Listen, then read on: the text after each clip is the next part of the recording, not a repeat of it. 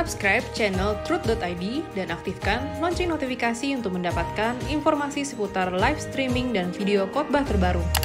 Posisi tombol subscribe berada di kanan atas channel kami dan jangan lupa nyalakan loncengnya.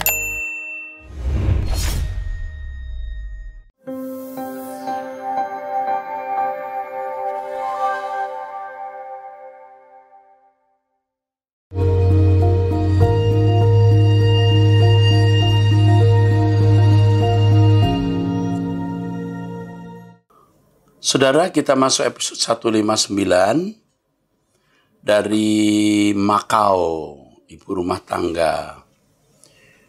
Ya, plus 8, 53, 62, 66, dan seterusnya. Salam Pak Eras, saya mau bertanya. Saya selalu mengikuti khotbah Bapak dan belajar terus untuk berubah. Saya ibu rumah tangga, saya berada di Makau, suami dan anak di kampung halaman. Satu sisi saya bekerja untuk keluarga, satu sisi anak juga minta saya pulang. Masalahnya kalau saya pulang untuk membiayai dia sekolah nantinya, bagaimana sedang kondisi sekarang seperti ini? Bagaimana saya harus ambil keputusan, Pak? Kalau pulang anak saya mendapat kasih dan bimbingan ibu, tetapi ekonomi tidak tahu bagaimana kalau tidak pulang. Aku takut kalau anak saya kecewa, tapi ekonomi masih bisa ditopang. Dari rantau, tolong karena keduanya berat buat saya memilih. Terima kasih Pak Eras. Yang pertama, anak ibu umur berapa? Saya tidak tahu. Ya, supaya jawaban saya tepat, saya harus tahu anak ibu umur berapa.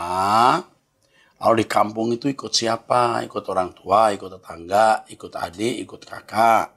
Ya kan?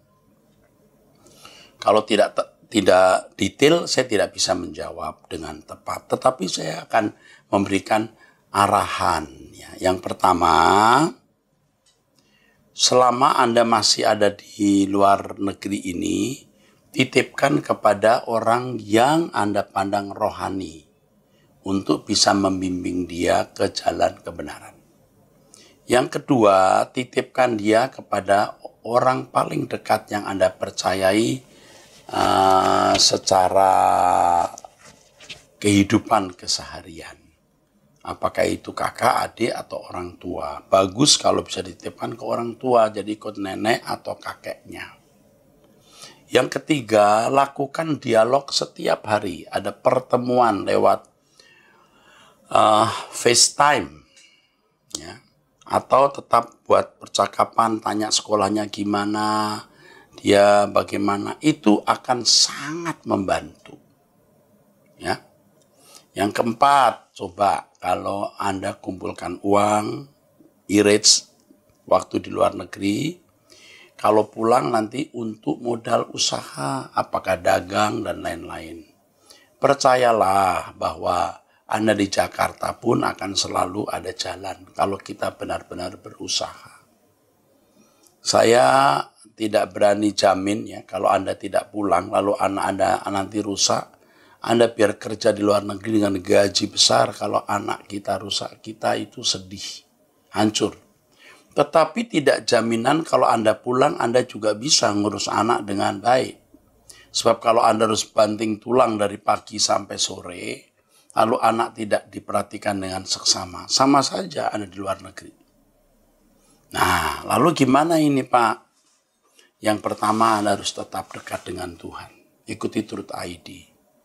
Menjadi kekasih Tuhan, attract, ya, memikat hati Tuhan. Hidup di dalam kebenaran dan kesucian, pindahkan fokus hidup di langit baru, bumi baru. Kalau kita menjadi kekasih Tuhan, ada faktor X yang luar biasa, yaitu pemeliharaan perlindungan Tuhan. Kalau kita mengasihi Tuhan, Tuhan akan mengasihi orang-orang yang kita kasihi. Ya, itu saja kepada ibu rumah tangga ini. Ya, Tuhan menyertaimu ya di luar negeri. Ingat, jangan berbuat salah.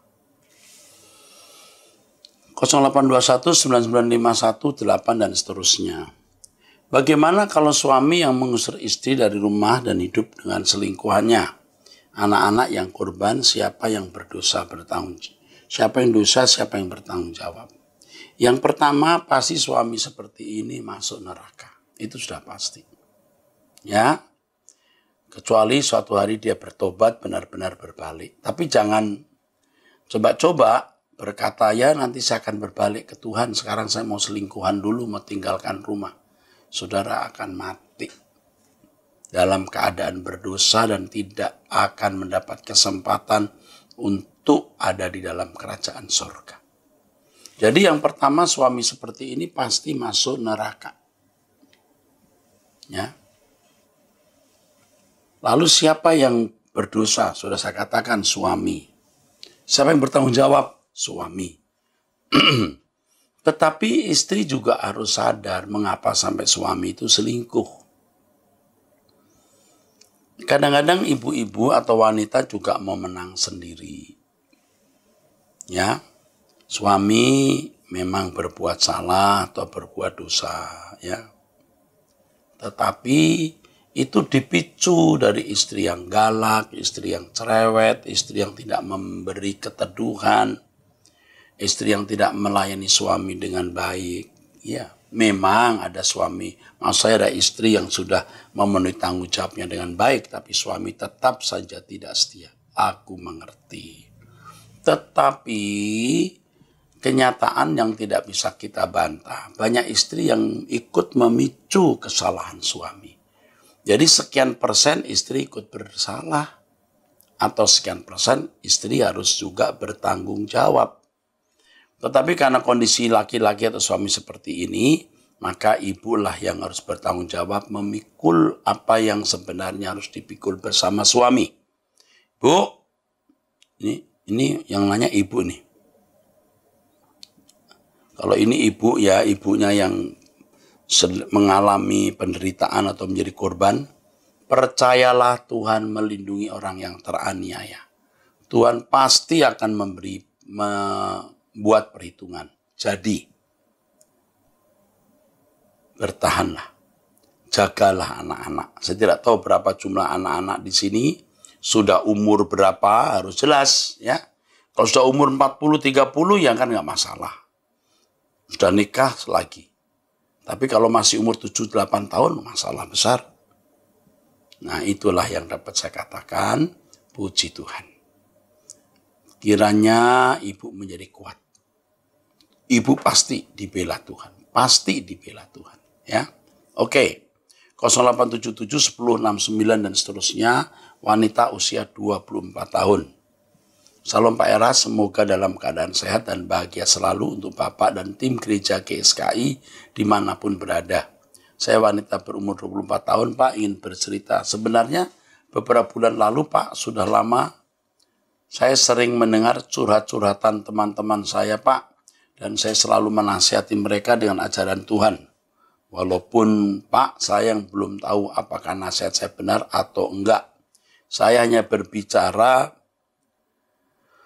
sesuai firman yang selalu saya dengar dan terapkan pada kehidupan saya. Seiring berjalannya waktu, saya merasa kok teman sering cerita dan merasa lega kalau dapat nasihat saya. Saya takut saya GR, karena saya bisa nilai bukan saya ya Pak, tetapi orang lain ya. Terus sempat muncul Pak di hati saya, apa Tuhan mau pakai saya Pak untuk pelayanan Tuhan? Lalu entah kenapa saya nangis Pak setiap ada pikiran seperti itu. Antara saya nggak percaya atau speechless. Tapi anehnya saya juga nangis.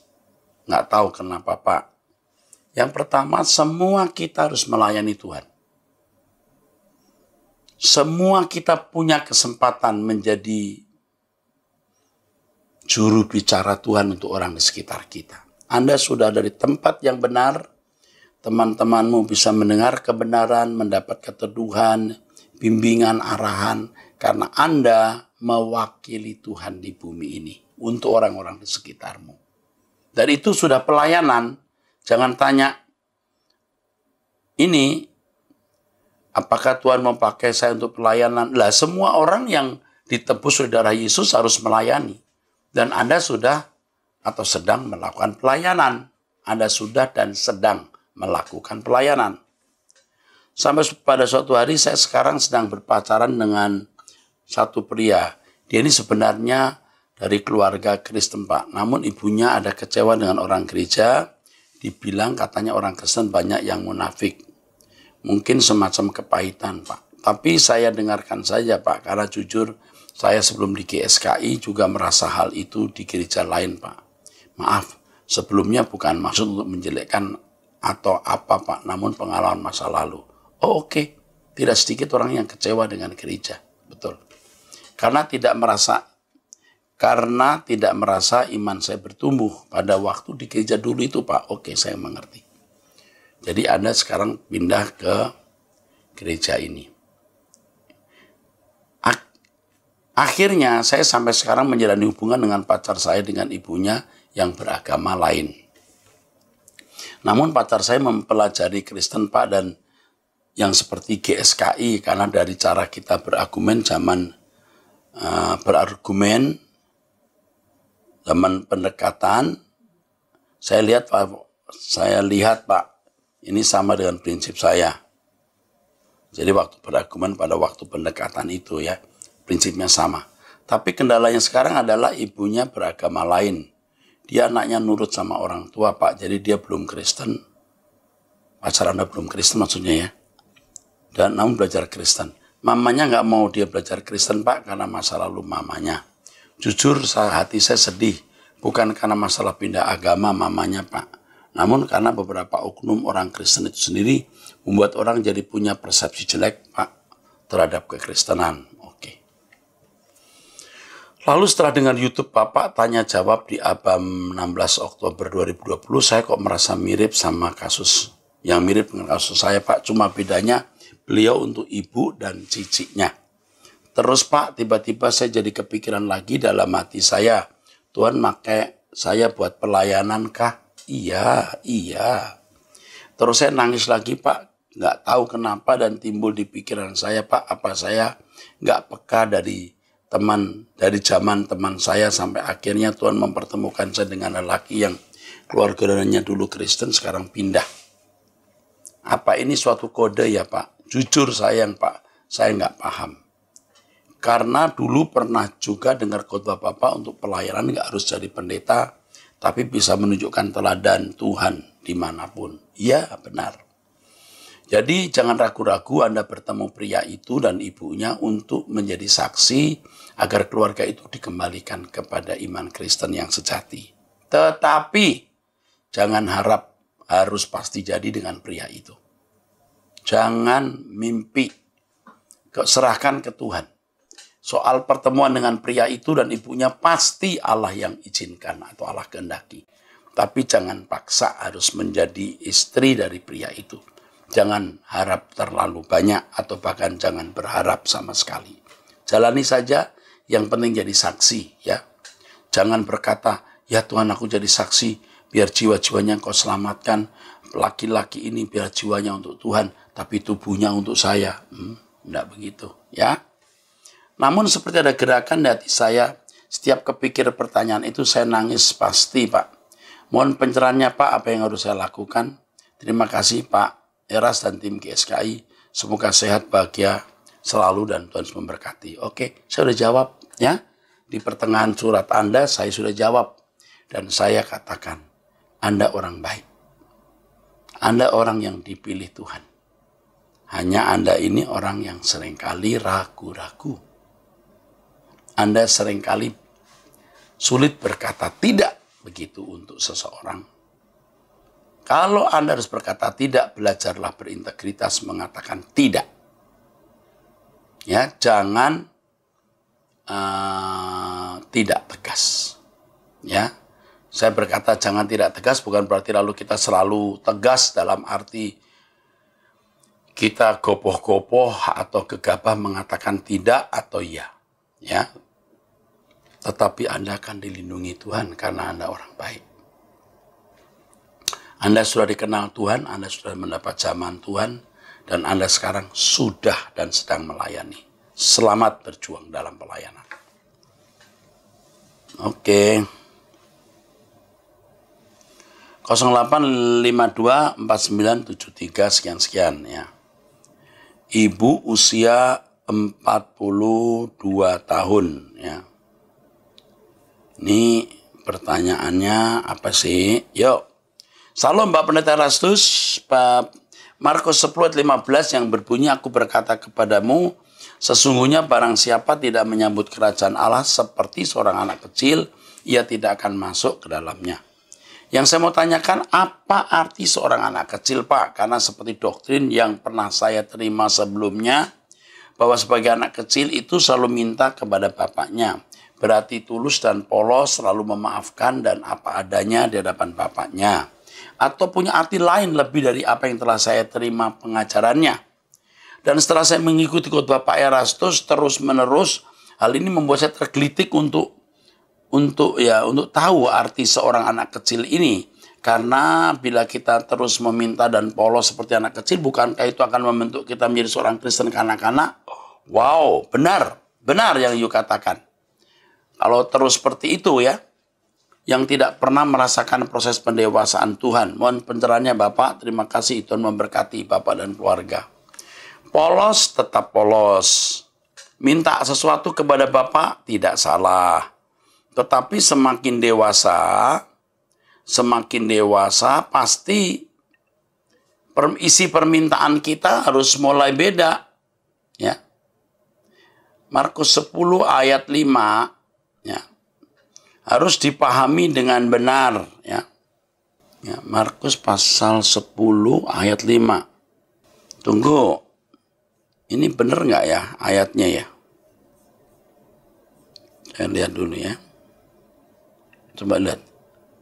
Markus pasal 10 ayat 5. 15, sorry. Bukan 5, 15. Gimana sih? Sorry ya. Gimana sih? Saya berkata untuk diri saya sendiri. Gimana sih? Gitu ya. I say unto you, whosoever shall not receive the kingdom of God as a little child, he shall not enter therein. Ini penting sekali mengerti kata anak ya. Ini maksud saya kata anak di sini di beberapa ayat ada. Kalau kamu tidak bertobat dan menjadi seperti anak kecil, kamu tidak masuk surga. Itu di Matius 18 ayat 3 ya. Jika tidak salah, kayaknya tidak salah. Kata anak di sini itu dalam bahasa aslinya paidion. Ada beberapa kata anak dalam bahasa Yunani. Ya. Ada kata nepios. Itu anak terlalu kecil. Infant, bisa dikatakan anak di bawah 7 tahun atau kalau kita balita. Nepios. Ada kata anak untuk bahasa Yunani yaitu notos. Artinya anak di bawah, maksudnya anak yang tidak sah. Bastard. Anak haram. Bastard. Anak haram. Ada anak dalam arti keturunan. Misalnya saya punya anak Stefani. Stefani anaknya Pak Eras. Dalam arti keturunan, itu teknon. Ketika firman Tuhan mengatakan, yang menerimanya diberi kuasa supaya menjadi teknon, jadi keturunan. Ya. Kalau nepios, hal ini engkau sembunyikan dari orang bijak, kau nyatakan kepada orang kecil. Teks asli itu anak, nepios. Nah, kalau notos itu di Ibrani ya, mengatakan begini. Kalau kamu tidak mendapat ganjaran, kamu bukanlah anak. Kamu bukan huios, bukan pangeran, bukan anak yang akan dijadikan pewaris, bukan huios, anak yang sah. Tapi anak gampang, notos. Jadi ada kata nepios, ada kata huios, ada kata nepios, huios, notos, ya, teknon. Tapi kata anak di ayat ini itu paidion, itu anak usia 7 sampai 14 tahun. Ya, saya terus terang saya menjawab pertanyaan-pertanyaan ini tidak mempersiapkan diri, artinya spontan. Jadi saya kadang-kadang lupa ingat di ayat mana. Tapi kalau 5 kata anak ini saya pasti ingat karena saya ya tentu pernah belajar bahasa Yunani, pernah mengajar bahasa Yunani, dan saya juga beberapa kali kemukakan. Ya, mengatakan ini bukan untuk membanggakan diri saudara, tapi saudara tenang bahwa saudara mendengar dari sumber yang benar. Ya. Paidion itu anak 7-14 tahun. Kalau kamu tidak bertobat dan menjadi seperti anak kecil ini, kamu tidak masuk kerajaan surga. Barang siapa menyambut kerajaan surga seperti seorang anak kecil, jadi seperti orang yang mau dibentuk, mau dididik. Sebab usia 7-14 tahun itu usia efektif dididik. Usia efektif dibentuk. Jadi jangan bicara soal kepolosannya, jangan bicara soal hati yang tulus, ya bolehlah tulus dan polos boleh. Jangan dikaitkan dengan permintaan kepada Bapa. Harus dikaitkan dengan keadaan seseorang yang mudah dibentuk, dinasehati, diubah. Itu maksudnya ya Bu. Saya bukan menyangkal bahwa anak bagi Bapak di surga harus polos, tulus. Oh iya, ya harus. Boleh minta. Oh boleh. Tapi kalau makin dewasa, kepolosan, ketulusannya juga makin sempurna. Isi permintaan kepada Bapak di surga juga sudah makin dewasa. Seperti anak kecil, waktu masih kecil selalu minta coklat, gulali, permen. Dewasa sudah tidak lagi minta permen, bukan? Nah, tapi sekali lagi ini masalahnya bukan soal permintaan. Anak di sini di Markus 10:15 itu paidion, artinya anak yang efektif dididik atau dibentuk. Itu maksudnya. Ini terkait dengan proses pembentukan atau pendidikan. Oke? Oke. 0815 1688 dan seterusnya, wanita usia 22 tahun. Halo Pak Eras, halo. Saya mau nanya, jika pria adalah kepala wanita, Kristus adalah kepala pria, dan Allah atau Bapa adalah kepala Kristus, apakah Tuhan Yesus bukan kepalaku? Ini wanita ya. Kalau saya doa, apakah harus pakai seorang pria sebagai pengantara? Maaf untuk pertanyaan yang ngaco ini. Oh enggak, Anda enggak ngaco nak, ini usia 22 tahun ya. Umurmu sepertiga umur saya kira-kira. Tapi kamu sudah belajar firman Tuhan ini luar biasa. Setelah saya serius ingin ikut Tuhan Yesus, setelah 20 tahun jadi orang Kristen, warisan Kristen dari kecil, saya jadi punya begitu banyak pertanyaan. Ternyata dulu-dulu sampai sekarang pengertian saya mengenai kekristenan begitu dangkal. Terima kasih Pak Eras, kiranya ajaran Rehoboth selalu mendidik jemaat untuk menjadi orang Kristen yang cerdas. Ya sayang, oke? Ya nak, oke. Jadi begini, ketika dikatakan bahwa suami adalah kepala istri dalam konteks berkeluarga. Dalam keluarga ada hierarki. Jadi suami itu kepala istri. Bagaimanapun hierarki ini harus ditegakkan. Bahwa suami itu secara hierarki di atas istri. Tetapi kepala suami harus Kristus. Kalau kepala suami bukan Kristus, istri akan jadi rusak, diinjak-injak, dan ikut masuk neraka bersama suami yang kepalanya hantu atau setan. Jadi ini dalam konteks keluarga yang ideal di mana kepala suami adalah Tuhan. Oke? Sehingga suami mencintai Tuhan seperti Kristus mencintai jemaat. Baru suami mengasihi istri, betul, seperti Kristus mengasihi jemaat. Itu hierarkinya. Nggak boleh suami-suami berkata, ini kamu ya, kamu ngerti nggak firman Tuhan, suami kepala istri? Iya, kalau suami kepalanya Kristus. Kalau tidak, istrinya jadi keset, diinjek-injek. Nah, kalau suami tidak menjadikan Kristus kepala, masuk neraka, istri ikut masuk neraka. Ini dalam konteks berkeluarga. Ingat, dalam hierarki keluarga. Jadi apakah perlu seorang wanita perlu pria untuk sebagai pengantaranya? Apakah wanita perlu memiliki pria atau memakai seorang pria sebagai pengantara. Tidak perlu. Semua kita dalam hubungan dengan Allah tidak perlu pengantara kecuali Yesus. Yesus pengantaranya. Nah, ini maksudnya saudaraku, ya. Ngerti? Itu jelas. Ingat ya, dalam hierarki keluarga. Itu pun kalau suami kepalanya Kristus. Makanya kalau dikatakan istri harus tunduk kepada suami itu harus dalam konteks keluarga ideal, di mana suami harus tunduk kepada Kristus dulu. Kalau tidak kan rusak, ya kan? Dan sebenarnya dalam teks aslinya itu sebenarnya mengatakan suami istri harus saling menundukkan diri di hadapan Tuhan. Ya, ini mesti dijelaskan khusus nanti. Bicara soal hierarki dalam keluarga. Nah, ini yang begini-begini harus jadi tema. Ya, harus jadi tema. Ya.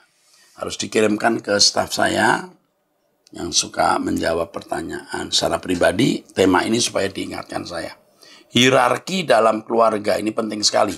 Supaya tidak terjadi kesewenang-wenangan laki-laki atau suami kepada wanita. Ya, dengan kalimat ayat firman Tuhan tersebut yang salah dimengerti. Dari seorang ibu usia 47 tahun, 0831 0500 dan seterusnya. Salam Pak Eras, saya sangat bersyukur karena 5 tahun lalu ketemu dengan Bapak waktu khotbah di Indovision. Sejak itu saya cari Bapak di YouTube dan setiap kali ke Jakarta, saya selalu usahakan beribadah di Rehoboth, ya, di Mall Arta Gading lantai 3 dan 4. Mall Arta Gading lantai 3 dan 4. Saya lahir beragama Kristen dari gereja Injili dan dari SMP sudah mengikuti ibadah di gereja-gereja lain seperti Bethel dan lain-lain. Tetapi ironisnya saya belum dapat mengerti mengenai kekristenan sampai semua jelas dan clear sejak saya mengikuti khotbah Bapak. Puji Tuhan. Saat ini saya hidup bersama 3 anak saya karena saya sudah bercerai. Hampir setiap malam saya ajarkan mereka mengenai ajaran Pak Eras, mengenai kebenaran yang murni. Dan saya mau tanyakan, mengapa sulit sekali Pak berubah dan membuang monster dalam diri saya? Wah, ini pernyataan yang benar dari orang yang benar mengalami pergumulan. Kalau tidak mengalami pergumulan, dia tidak bisa tulis ini. Dia pikir gampang. Ya. Saya sering frustasi karena saya merasa diri saya jauh sekali yang Tuhan harapkan bagus. Saya juga mengalami hal itu, Bu. Tetapi makin hari nanti makin kurang frustasinya karena kita mulai bisa menanggulangi kekurangan kelemahan kita. Banyak orang memuji saya sebagai pribadi yang baik.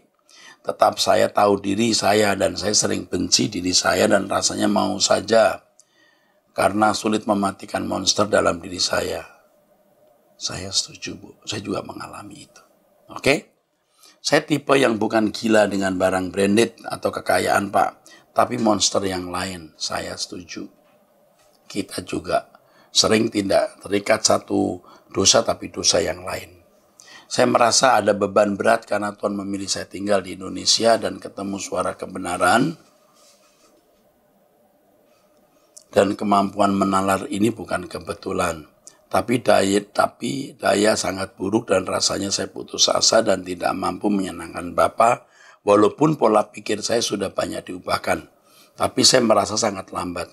Tolong Pak, apa yang harus saya lakukan? Saya sangat sedih. Terima kasih Pak Erastus dan memberkati keluarga juga dan GSKI. Hanya Bapak dan Pak Jokowi adalah tokoh idola saya. Waduh.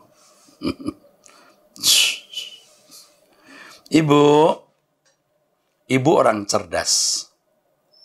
Dan ibu juga orang keras. Tapi ibu orang yang murah hati. Ibu pasti orang yang suka menolong. Ya, nggak tegaan lihat orang susah. Tapi ibu juga orang yang tidak bisa menerima kalau ibu diserang, dilawan, direndahkan. Ibu mungkin juga termasuk tipe orang yang mudah tersinggung. Tetapi tidak apa-apa, itu proses. Juga ada kelemahan lain yang ibu tidak mau nyatakan. Rasanya saya tahu tapi saya nggak mau ngomong. Bu, ibu orang yang dipilih Tuhan. Ibu seperti saya. dipilih Tuhan. Perjuangan ibu seperti perjuangan saya. Berjuang terus, Bu. Walaupun kita tidak pernah bertemu, kita akan bertemu di langit baru, bumi baru. Kalau nanti sudah offline, Anda ke Jakarta, Anda kasih tahu saya, Pak Eras, aku loh yang punya 3 anak itu, ya. Yang tanya, saya frustasi hidup suci. Nanti saya akan bilang, sama. Ya, Bu, I love you in Christ. Ibu punya keluarga. Saya keluarga ibu. Ya, saya keluarga ibu. Kita punya keluarga besar pecinta suara kebenaran.